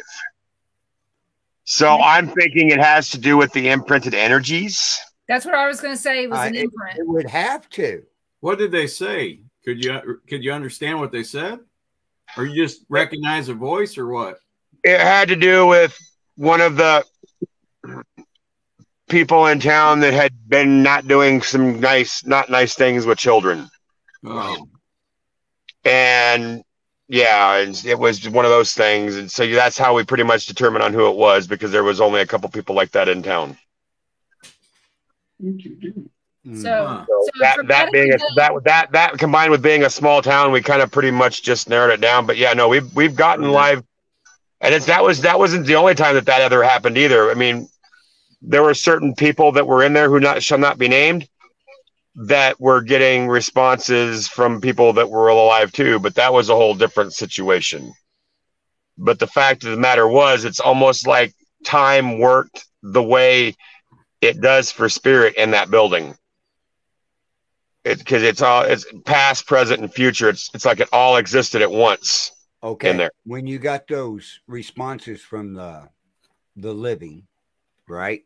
Right. Were they saying stuff that happened years ago or present? Both. Oh. Both. I was saying, if they said years ago, that would be might be an imprint. That might just be an that might not be an intelligent that imprinted energy reacting. No, we thought of that too, and no, we were getting relevant shit from the current time too. So a traumatic event, living or dead people can leave an imprint on the situation or actually be intelligent if their message hasn't been fully heard, maybe that, or maybe that person happens to be more in tune with the spirit realm. You know, I've had colleagues reach through and speak to me through ITC devices in that school before. Huh? Were they warnings or were they? They were warnings. They were warnings. That school was crazy. So the school is leveled now. Mm-hmm. And if you went to the level ground and tried anything? No, I haven't been back up there since. I really want to get so I need to get back up to the Klondike because there's some stuff I need to deal with up there that came down from the school. I'd be curious if you just pick something up off the property there. Well, here's the thing though. You don't necessarily have to go to the property now because there's a local team there still in town that has gotten reports from everybody that lives there. Doesn't matter if it's a business or resident. Every single building in that town that's occupied has had activity in it now. Huh. Ever since they tore down the school, which is exactly what I told them would happen. Right. I told them that they tear down that school for whatever reason. It's a physical anchor point to the spirit. I remember you saying there. Not to do it. I didn't know if they went ahead and did it. Oh yeah, they went ahead and did it. Matter of fact, I had a dream the night that I had a dream one night that they were knocking down the east gym over there where all the crawlers lived and hung out. And I could see them as they were tearing down the gym in my dream, the crawlers just scattering into town like cockroaches and finding places and houses to reside. And sure as shit, I woke up and then it was later that day or the next day I saw on Facebook where they were in fact tearing the old gym down. You know, very same time I was having a dream. When you said roaches and crawlers, it made me think of imps that were in the Sally house. Yep. And they are devil's minions. These were harmless. They just kind of crawled about their business. You could just sit up there on the stage in the East Gym and just kind of watch them scurry. They'd interact with you every once in a while, but they were pretty harmless. These were pretty much harmless, except for the fact that they drained your energy. You'd show up and they'd be skinny, and by the time you left, they had drained your energy and got fat. That's funny you say that too, because we actually got a chance to go down and investigate old South Pittsburgh Hospital one time. Same thing with South Fox Valley Paranormal. I don't know how you've all been down there. Y'all been down there? No, we want to. So if you go up onto the third floor, which used to be the drug rehab wing, yeah, there is something up there that's very territorial. It's a crawler, And we were all the way in the back room doing an ITC session. And all of a sudden, I could hear the pitter patter, pitter patter, pitter patter of bare feet on linoleum. Only it wasn't a quadruped. Only it wasn't a biped. It was a quadruped. Mm-hmm. I looked out, and sure enough, here's this thing going from room to room across the hall. And every time it'd come out of a room, it'd have a different lump on it somewhere. Did you guys go down there when Ronnie D owned the place, or the person before? No, the person that had taken it over and turned it into a paranormal learning center. The staff was amazing down there. Then that's Ronnie D. That's Ronnie D. Yeah, no, that's what I wanted to do with the school. What they're doing with that hospital is what I wanted to do with the school, and turn it into a on-site paranormal learning center with volunteers on site for people to help and stuff like that. That's what we wanted to do with the school, but we just didn't get it done. Gavin Kelly and Paula went there before, when the other owner owned it, and he said that it was so horrible. The fungus and stuff on the walls was like 3 feet thick, and he said I wouldn't go there for nothing. And I guess Ronnie did a great job of getting that place cleaned up. That place is looking absolutely. When we went down there a few years ago, it's looking absolutely wonderful. I mean, yeah, it's an old building, you can tell, but you can tell that it's now receiving care and love. It's safe now. I actually have somebody who's a volunteer there coming on my show on the 8th, Greg T. Justice. He's actually from Pikeville, Kentucky, where my mom lives. Yep, Greg T.J. Justice, sorry. He's going to be coming on, and he's a volunteer there. So I think it's going to be great talking to him. Sounds like a name on Smokey and the Bandit. Yeah, well, you know. It does, doesn't it? So, and you for T's kid. Yeah. I'll go get you. He probably has heard that a lot, especially there. Hey, Bart, I think your dog likes you. Yeah, she's, actually, my sugar's kind of high today, so she's alerting. Well, So she is a good friend. Yeah. So she's like, Dad, you need to take your insulin. It's like, I'll get to it. I'm good. Well, don't wait around. Well, it was sure nice to meet you, Carl, and it was good to see you again, Bart. I'm going to probably have to cruise here in the next couple of minutes. Give me a second here. Can you tell everybody where they can find you, Matt? Well, we're not really doing much at the moment, but when we start doing stuff again, it's going to be on Facebook. Des Moines Paranormal Activity Research Team. That's pretty much about the only place we have that's up and running at the moment. Our website is still 10 years, and it's taken us to get this damn website up, but one of these days we'll get it up. Well, things happen the way they're meant to. We talked about that. Exactly. So, thank you so much for coming on. I think everybody really enjoyed hearing your point of view on a lot of different subjects in a really short amount of time. We always enjoy coming on, hon. We love you guys, and good to see Bart again. Nice to meet you, Carl, and nice to meet you. And anytime you want to come on and you want to talk, just let us know. We've always you're welcome here anytime, Matt. Yeah, let us know when you're doing something. Yeah, no, we will. I'm actually looking at a property here in town. Actually, and Denise already knows what I'm talking about. That's right here on the. You might know where it is, Bart. What's that? You know where the East Euclid exit is? Yes. Okay, so the signage for it that's about a quarter mile before that. Yeah. Okay, there's a retaining wall that's to the right hand side as you're going north. Okay. That big tall gray house that's on the other side of the retaining wall, right by the sign. Oh, no way. Dude. I'm looking at that house. Oh, that would be awesome. You know, the one that's had a light on it for 30 years and boarded up? Yep. Yeah, I'm looking at that one now, and we're trying to track down the owner on it, and that's a damn nightmare. I don't even think the owner's alive anymore. I think what's happened is 30 years it's been abandoned. Yeah, we found out that it was actually a prototype house for a failed subdevelopment. Right. And I found the owner's name, and I found the phone number. And I've been trying to contact him, and nobody's been answering. So what I've been thinking has happened either is somebody has inherited a house who didn't realize that they've inherited a house, or it's went back to the city or state, one of the two. Yeah. So I'm going to have to get a hold of the auditor's office and find out how to get a hold of this thing. Hey, are the abandoned hotels still over there by the river and the lake and all that stuff downtown? You mean the Holiday Inn? No, they out? Nope, they tore those. They tore those. I used to work security in those actually right after it happened. Okay. And yeah, no, they tore those down. That's all. They made that into like a canoe park area now for Gray's Lake. Oh wow. Okay. Yeah. Wow.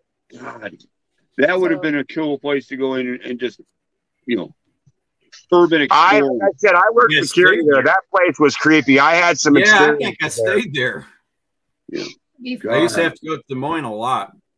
Yeah. See, I moved over off of Southeast 14th and Watrous. My mom lived over there. She on those apartments right over there by the subway is. Yeah, I was actually in the house right behind Maid-Rite. That used to be there across from Come and Go. Yep. So, God, yeah. But all right, guys. Well, it's been a pleasure. If you guys want me to come back on in the near future, just let me know. I'd be more than happy to come and chew the fat with you guys. Love it. Oh, yeah. Great, Matt. No problem. I'll keep you in mind when I'm looking for people, and maybe I'll mix you into some kind of panel discussion or something that we'll do. Hey, I'd be down for that. Okay. You have a great night. Thank you so much. See you, Matt. Everybody have a good night. Be safe, guys. All right, bye. You too. Hey, Crystal, you're talking about you wonder if there's any place around there that's haunted. You got the Lumber Baron Inn that's not too far. You've got all kinds of places in Denver, in downtown Denver that's haunted. The Molly that Brown one house, area, that whole area right there. there. Capitol Hill area. All kinds. So of many stuff. places down there. I have a book about this thick, and I wish I was kidding. The tour with they're not doing the tour. They're not doing that. No, they're not doing the Capitol Hill historic haunted tours anymore. Because when they quit that. When Christopher Moon's dad had a heart attack. Oh, he stopped doing them. So yeah, that's been a while since I did that. So, but yeah, I got a whole list of places down there. The Croak Patterson house. Check that place out. Can't stay there. It's $300 a night, but it's beautiful. Oh, wow. So that's yeah. Bart, since Bart got out of the industry, Bart is now on a budget. Yeah, I bet. It's kind of interesting. Now I'm actually having to kind of save money instead of constantly spending stuff. So you retired from your job? Yes, I actually retired from the concert industry in December, and now I'm still going to do a few shows out at Sandstone or Missouri Amphitheater or whatever they want to call it these days. Yeah. But I'll still do a few shows out there. But I'm taking a part-time job as a delivery driver for an auto parts company, just to get me out of the house. And I like it, but it's not what I'm used to. It's a whole new learning curve. I've actually have to get up at a set time every day, trying to make that transition. Well, yeah, I mean, the job that you had before was exciting. The only thing exciting here is road rage. Yeah. And figuring out which areas you don't want to stop at the red light at. Yeah, well, see, I'm kind of like in a suburb of Kansas City, so I'm not too worried about it. And I can out myself. I carry all the time, so I'm not too worried. Yeah. Well, I mean, we used to live in Kansas City, Missouri, so we know where it's safe and where it's not, and all that. Kansas City isn't anywhere near as bad as back home in Detroit, but I enjoy it. The people I work with are actually really cool. I don't have to deal with egos from artists anymore. You don't have to come up with the green M&Ms anymore? Yeah, well, thank God that wasn't my part of it, but I don't have to deal with the unruly crew members, and I don't have to worry about my guys getting hurt, stuff like that. But you don't get to see boobs all the time now. And that's funny is, the last probably 10 years, I probably haven't seen a pair of boobs unless I was dating the girl. So That doesn't even happen for me. Yeah, I'm back. I was backstage most of the time, so I didn't get to really see into that. Close Yeah, I can get. I just, I just got bored, and it's like I got to have something to do. So I took a part-time job, but and then she keeps me busy, as you can tell. Yeah, it looks like it. Good Lord, but man. But other than that, it's fun. Where can everybody find you? Well, let's see. Right now, I'm using my backup of my backup account. You can either.